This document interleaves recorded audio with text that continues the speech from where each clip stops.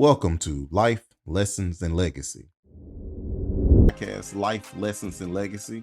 Today, my guest is Dr. Clayton, and everyone, please give him a warm round of applause. Dr. Clayton, how are you doing today? Outstanding and improving. Hey, that's always great. Hey, I didn't want to take much of your time today. I am really honored that you were willing to come on the podcast and kind of share some of your knowledge. I know I've been talking to you lately, and just some of the ideas that you've been kind of sharing with me are just mind-blowing, and I'm pretty sure we're really helpful for some of the listeners. So could you tell me a little bit about your background? Yes, sir. I'm a native Memphian. I recently, a couple of years ago, moved to Dallas, Fort Worth. I have a bachelor's degree in biology from Lemoyne College. My master in curriculum is from Freed-Hardeman University, and I have my doctorate from Tennessee State University. I have also been certified as a turnaround leader with Southern Regional Education Board, as well as an internship I did at Harvard in the summer for their principals program. So I have a lot of knowledge in that area, but God has definitely blessed me to segue, take those skills, like you say, from the things that I've learned in my life to move over to business funding and also helping teachers, specifically Black male teachers, move to entrepreneurship. Okay. Wow, that's very impressive. You almost motivated me to go get my PhD. I'm like, you know what? I go ahead and take that leap. Oh, man, yeah, that's awesome. So you say you're originally from Memphis, and you're not in Memphis now, correct? You're No, sir. okay. You're okay. Gotcha. All right. So, what do you think some of the biggest challenges you see with helping, I guess, your clientele at this point? People's willingness to step out on faith, Cedric, honestly. We talk, we're from Memphis, the Bible Belt, just in that community, and we talk a lot about faith, and God will supply all our needs according to his riches and glory in Christ Jesus. However, our actions don't align with that. So, Paul said, faith without works is dead. So you have to pursue those things. You have to trust God. So that's the biggest thing that I see is people say, hey, especially since I'm having more of a presence on social media, people say, hey, I'm this and I'm that, but it's like the actions or don't align with this. So I think just stepping out on faith is important. Okay, gotcha. And I spoke to someone yesterday, and we were speaking about that also as entrepreneurs. That's the biggest thing, just to be like, okay, I belong in these rooms that I'm walking into. And then, Yes. because you go in there like, I was speaking to the young lady, and I said that's one of the things that I think separates entrepreneurs from, I guess, people that just go to a 9 to 5 every day.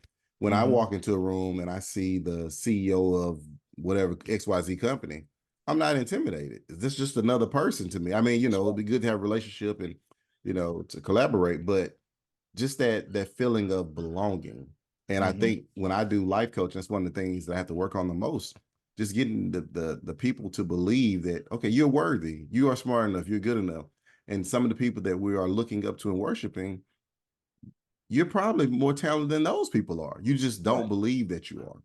So my next question is, so what personal and professional goals are you working on yourself right now? Well, right now, my goal is to help 300 Black male teachers move to entrepreneurship. And so, one of the projects I'm working on in the next 2 weeks is to start a real estate investment seminar for teachers to show them how to buy property with little to no money down.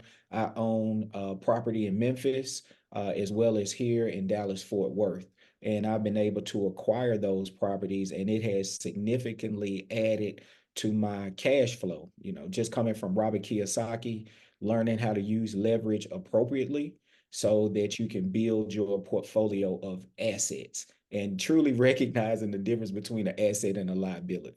Dr. Clayton, that's so funny how life works. That is in my book. I talk about Robert Kiyosaki. That was the first book that I read that really opened my mind. I read Rich Dad Poor Dad, and I was like, I'm going about this all the wrong way. Like, like you say, actually, because I had things at that time that were liabilities that I thought were assets. Right. And I started getting into real estate. Like I said, I started investing, and I'm like, okay, I can only work so many hours myself every day, but I need something else working for me. So I tell my son and daughter, excuse me, you need 2 to 3 other imaginary people working for you, which is real estate and stocks, bonds, whatever it may be. Mhm. you don't need to, because you can only work so long. You can only work so many hours. Right. And I read a quote, I think it's by Rockefeller, and it may kind of summarizing it. But he basically said he would rather have 50 cent, make 50 cent on the labor of someone else than make $2 working for himself all day. And he's basically saying, like, I can multiply this 50 cent by, it's unlimited by millions of Right. people, but I can Right. only give you, 8 to 16 hours a day. So Right. I totally agree with that. so, but yeah, that is awesome. And I noticed your passion is about, helping, African American males or just teachers overall, because that's your background. And I guess you Correct. kind of see the struggle of, okay, I'm a great educator, I'm helping everybody else, but financially, I'm struggling.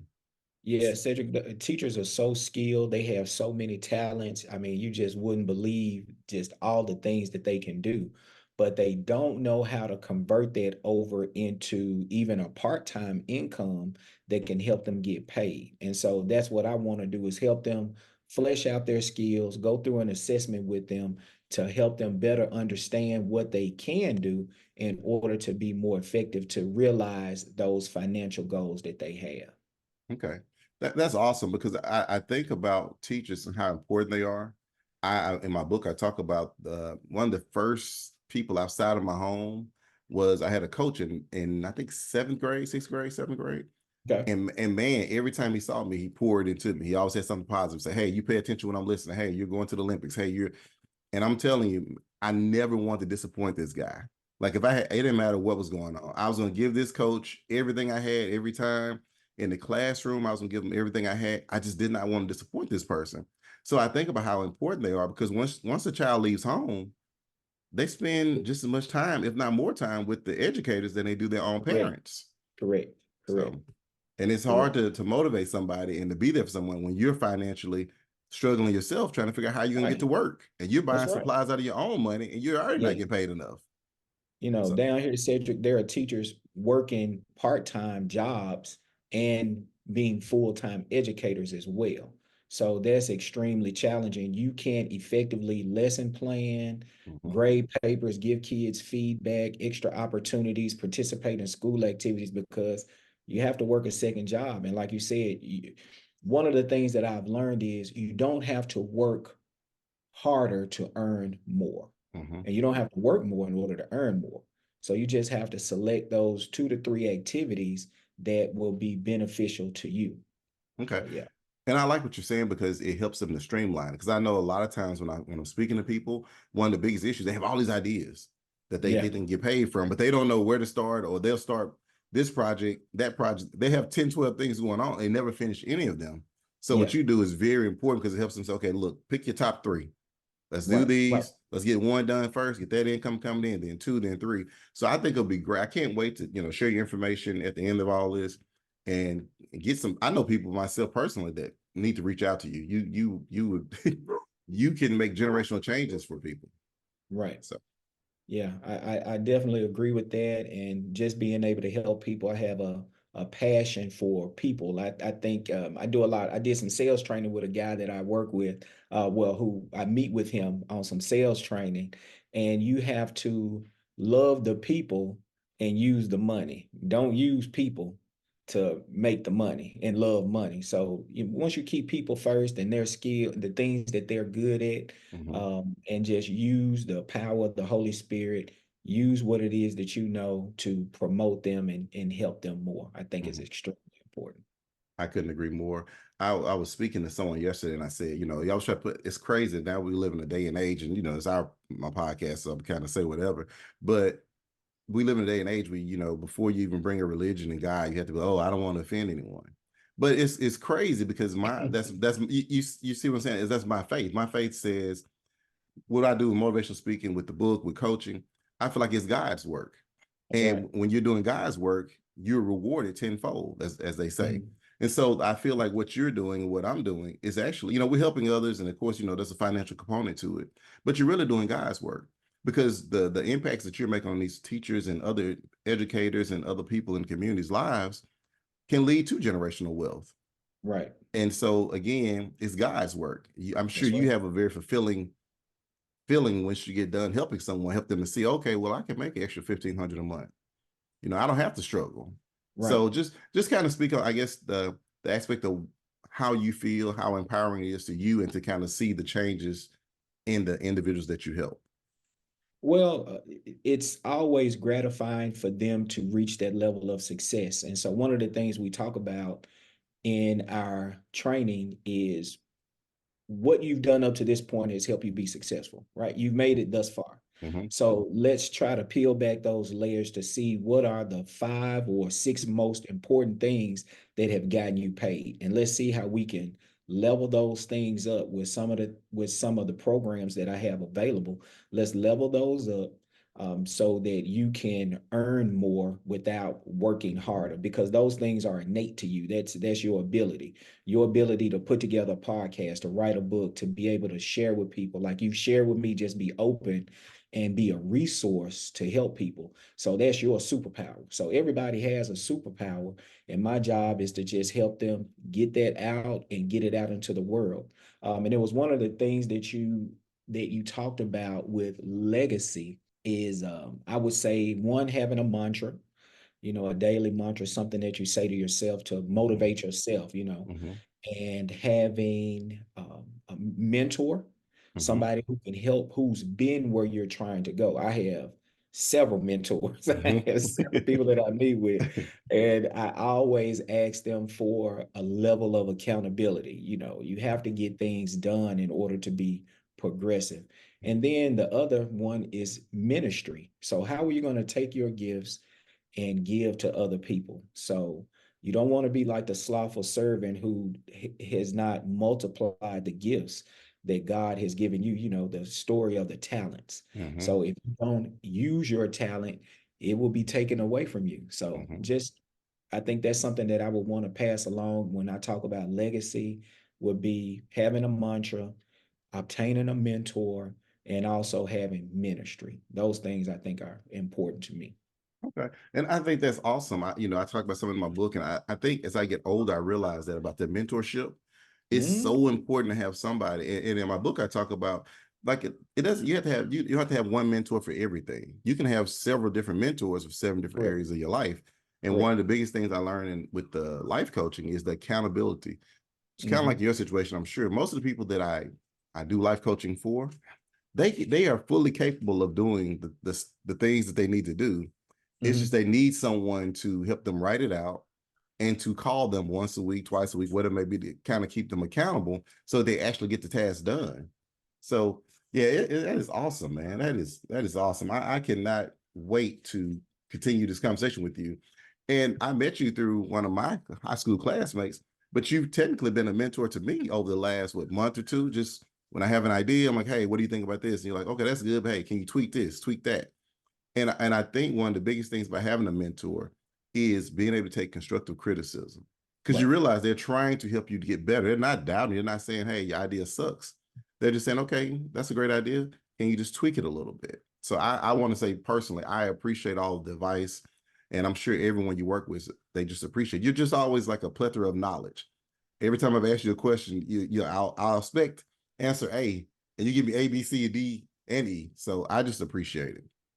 Well, I think that comes from, there's a quote by Jim Rohn where he talks about work harder on yourself than you do on your job. Mm-hmm. So as a school leader, I made good money, 6 figures plus. Mm-hmm. However, I still wasn't satisfied and felt like I could have done more.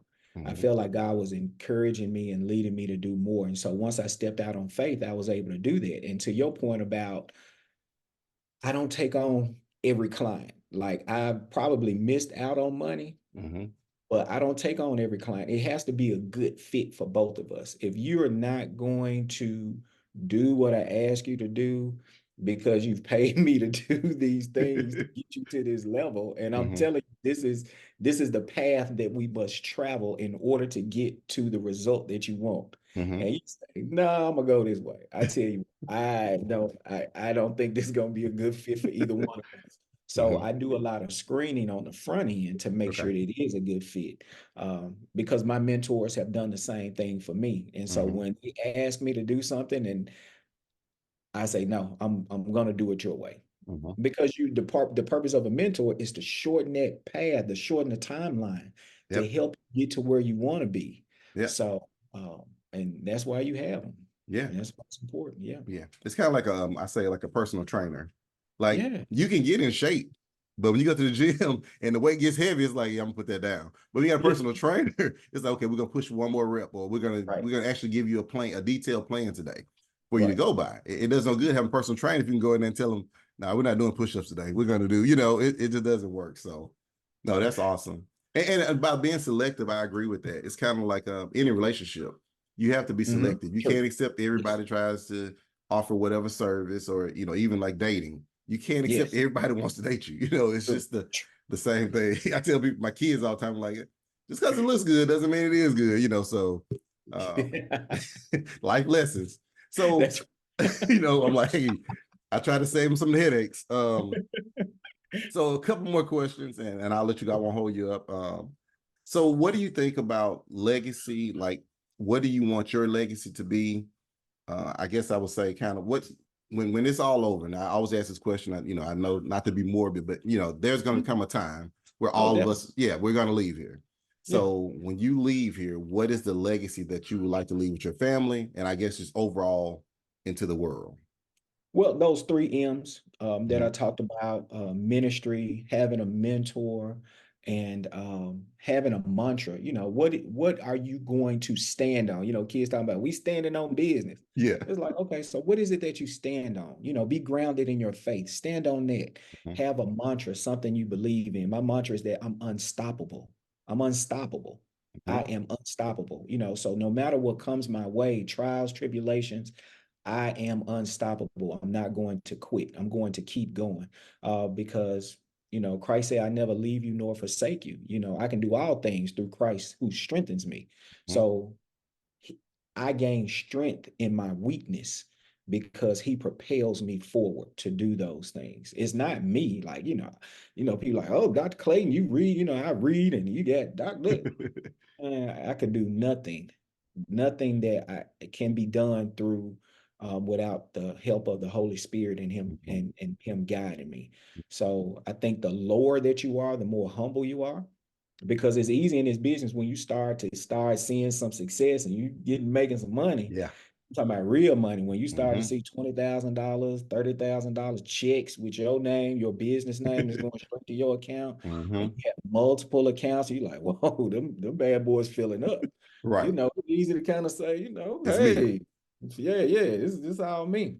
That's the quick way to get struck down right there. Pride coming before the fall. So I think just being grounded, having a mentor, having a mantra, and also ministry, using your gifts and talents to help other people and adding to other people. So, I was telling you about this gentleman. I did some sales training with him. I love sales, love Mhm. it, you know, love it. Mhm. So I was talking to him and helped him rewrite a script as he's doing solar. He's selling solar panels on houses Okay. and just help him with prospecting and getting to the sales presentation a little bit faster. And so I was really excited. He called me last week. He got his first contract with getting the solar system installed. And from that sale, he made commission of $14,000. Okay. So I was like, so we had an Yeah. opportunity to celebrate. Mhm. But he put in the work. You have to put in the work. You have to, Les Brown says, make no your vitamin. Mhm. So every no leads you closer to a yes. We Mhm. get so like, no, people say no, they don't like me. It's like, man, you got to keep going. Can't stop. You got to be unstoppable. Yep. So Yep. um, those are the things that I would like to be remembered for, and those are the things I would like to pass on to my friends and family as a legacy. Is just doing those things and getting a mentor. Spend the money. Mhm. Spend the money. Mhm. Spend the money. Spend the money because that will cut your time to get to where you want to be. I've spent tens of thousands of dollars on mistakes that I did not have to make. Yep. And it's like, you have to just chalk it up. Yep. I mean, like even recently, I Mhm. lost money, Mhm.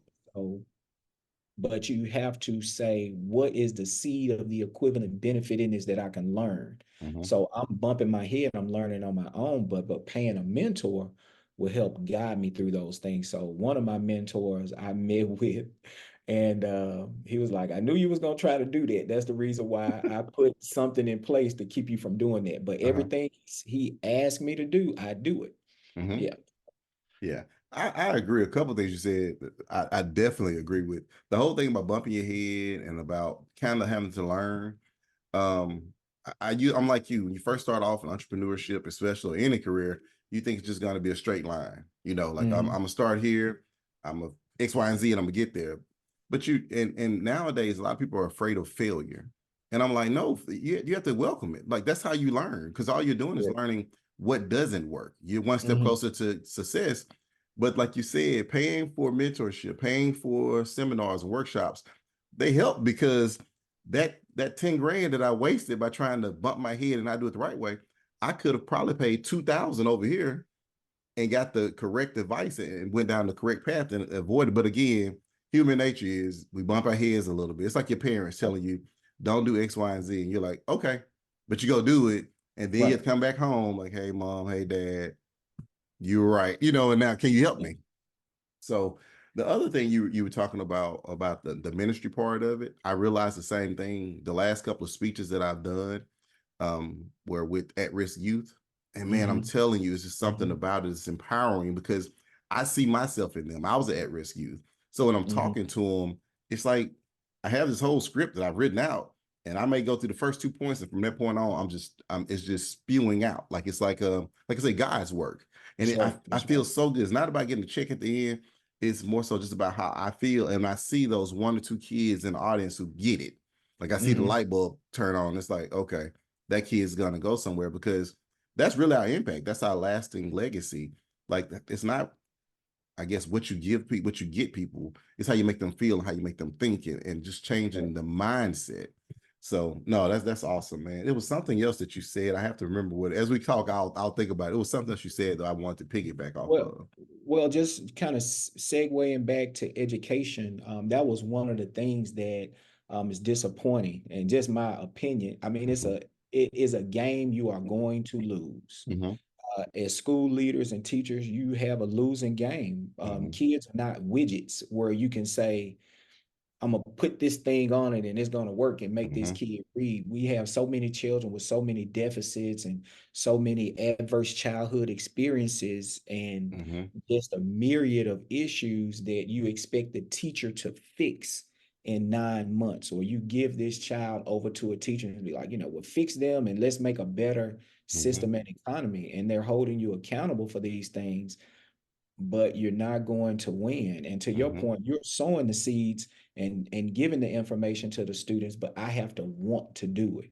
In Exactly. the Bible, it's a parable talk about some seed falls on good ground, stony ground, it's get burned up. And Mm-hmm. so, but we as believers, we have to sow the seed. So as long as you're putting it out there, but the sad truth is a lot of people not gonna make it. That's They're it. not. You That's have it. to want to do it. Mm-hmm. So I just, we talk about poverty, and I remember this guy, I think it was Ron LeGrand, said the biggest thing I can do for poverty is not be a part of it. So I ain't gonna be a part of it. I choose not to do that. Mm-hmm. So the people who don't will work for the. If you don't have goals and dreams and aspirations, you are destined to work for the person who does. Mm-hmm. Which side you want to be on? You choose. That's it. You know, Dr. Clayton, that's important what you said because I guess as I've gotten older, my Mhm. delivery is a little bit different. It's like you said, kind of like yours, like I'm going to give you advice.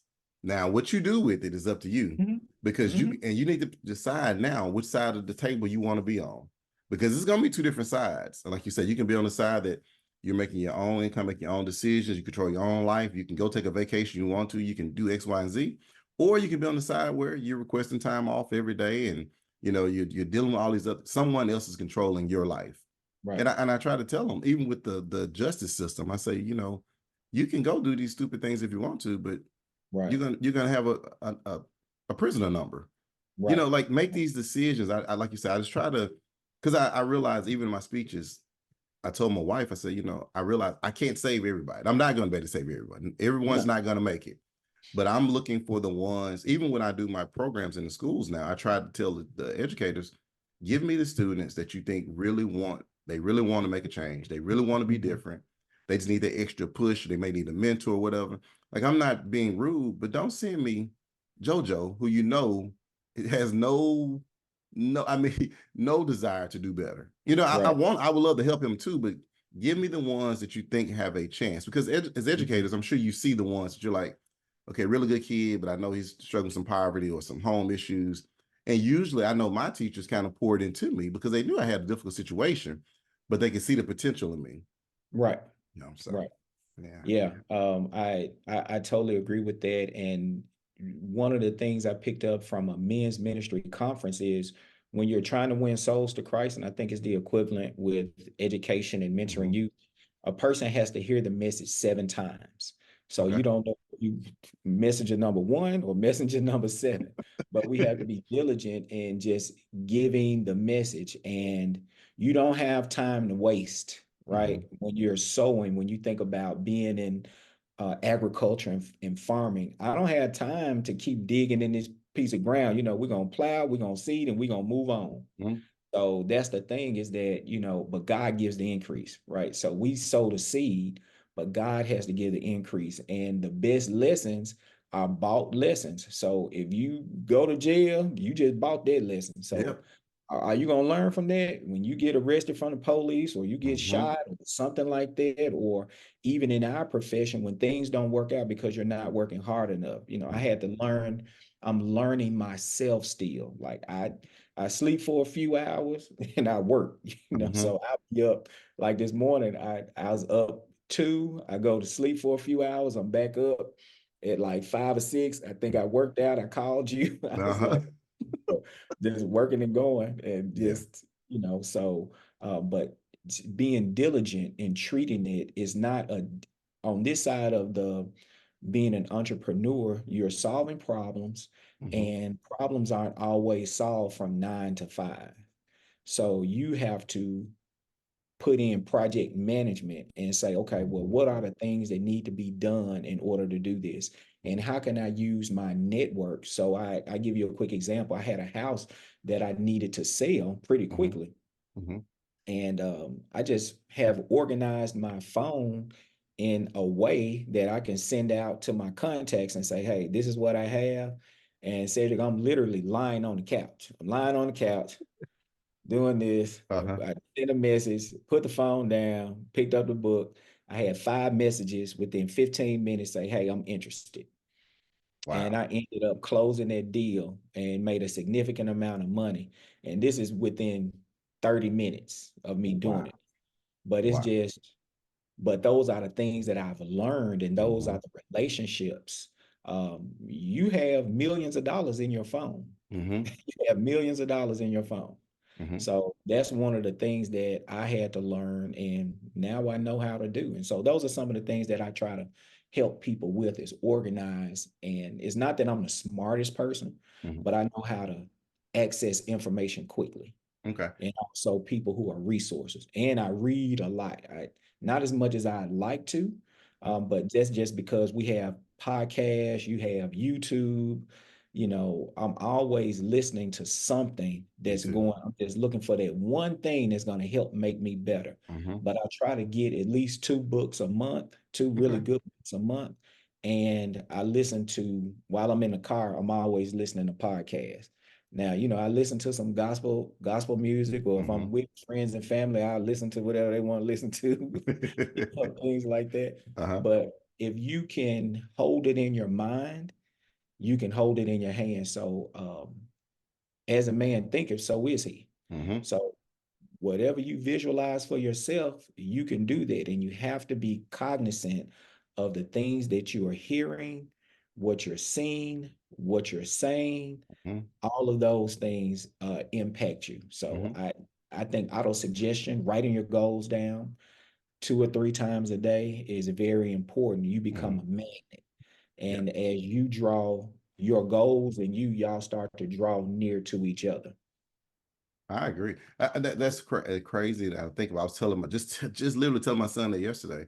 I was like, son, think when you get in the car with me, I'm never listening to music. I mean, honestly, I don't even know the latest songs because when I'm in the car, it's always a podcast, it's something on YouTube, it's Mhm. something informational, it's something motivating.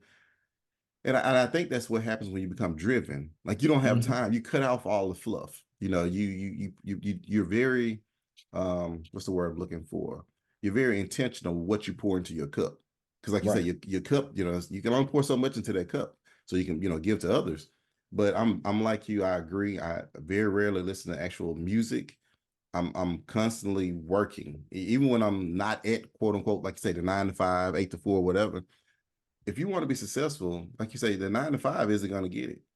You know, you're gonna have to have some other streams of incomes, put in some extra work. And most people want it. They say they want to be successful, but they're not willing to do the work.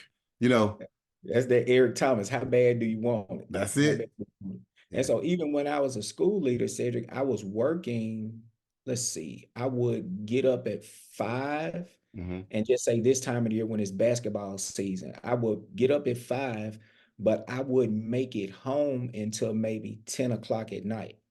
And I'm just talking about, well, how have I poured into myself? You know, I would Mm-hmm. work out in the morning, but Mm-hmm. I would get work about 6:30. And you just going, you know, nonstop, going, Mm-hmm. going, going, taking care of other people. And then you really don't get a chance to take care of yourself.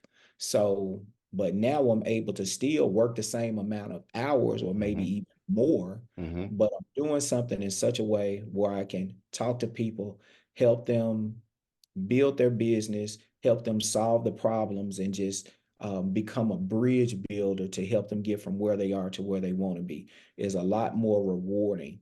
Oh yeah. And it doesn't take much. You don't have to work hard in order to make more. So Right. that's one of the things I'm learning. Yeah, and that's huge because I was telling someone else that that's something you learn as you keep going. But with mentors, with your ministry, you start learning like I don't have to Right, like they used to say work smart, not hard, or you know, right, all that. But you're like, yeah, like this all this stuff is doable. I would say that. And the more and more you're a blessing to others, the more and more blessings that you will get. Because even with the working, like I realize not everyone works at the pace that you and I work at. Like I know that, like you said, I can look up, it's 2 a.m. I'm like, oh man, I need to go to bed. You know, and I haven't missed a beat. I'm up here drinking a cup of coffee and I'm right, knocking things out. I got motivation stuff going in the background. But I realize some people, they're not, I'm not saying they're not able, they're not willing to put in that right, type of time and effort, but yet they want to be a millionaire. right. Like, you're going to have to do something to get there. You know, Yeah. yeah, so. You have to decide. You have to decide what it is that you want. I think it's Brian Tracy. They say decide what it is that you want. Mm-hmm. Determine the price that you have to pay for it. Start paying the price. Yeah. You know, What is because, it going to cost in order to be this person that I want to be? mm-hmm. And then, you know, one of the things that Tony Robbins always talks about, you have to burn the boat, you know, go to the Yep. island, burn the boat. That's going to guarantee victory. Yep. And, you know, be careful about what it is that you ask for because God is faithful and just to deliver that Mm-hmm. for what it is that you want. So you speak those things, ask, seek, and knock. Mm-hmm. So you know, like I say, once you learn, you go through some experience, Mm-hmm. you understand how God is really helping you. Mm-hmm. And to the point now, I had one of my properties in Memphis, tenant moved out, and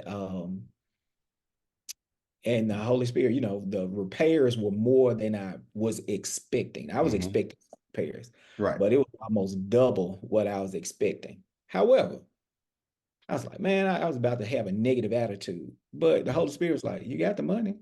It's like just Right. so once I'm spending the money, it's Mm-hmm. getting done. I'm 600 miles away, right? I'm Right. 600 miles away.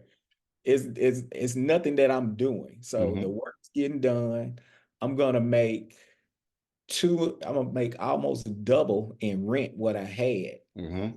It's not gonna take long. So it's like all I gotta do is click the button. So Right, right. Perspective. send payment. Yeah, that Send perspective is payment. something else. Man, send me the pictures. Let me know the work is getting done, and then I Mm-hmm. still got a person in Memphis. I be like, hey, go by there, take a look at Just in it. case. Hey, look, there you got to check. You got to. Now I learned that from being a supervisor. You got to inspect what you expect now. Yeah, you do. Because they'll see a picture of somebody else's house. You're like, I don't remember that window being there, but it doesn't matter because you sent the Yeah, money now. yeah. Let's get that done. So All right. Well, in the end, I want to definitely, once again, I really, really appreciate you coming on. You've been very insightful. Every time I've spoken to you, it's been great, just like now. But before we go, I was give every guest the opportunity to plug any events, websites, products, anything you want to promote. Well, I just would like people to connect with me on LinkedIn and Facebook, Otis Clayton, so that I can start with the online real estate investment seminars to teach you how to buy a property with little to no money down. Okay. Okay. Well, we would definitely get the information out. Once we post this podcast, I will actually put a link into it, and I will definitely make sure it's correct and get people to get in contact with you. Yes, Um, sir. Dr. Clayton, I really appreciate it. I look forward to having you on again. Just let me know when you're Yes, sir. available. Yes, sir. Well, God bless you and God keep you. I really appreciate you and everything you're doing. Thank you. Same.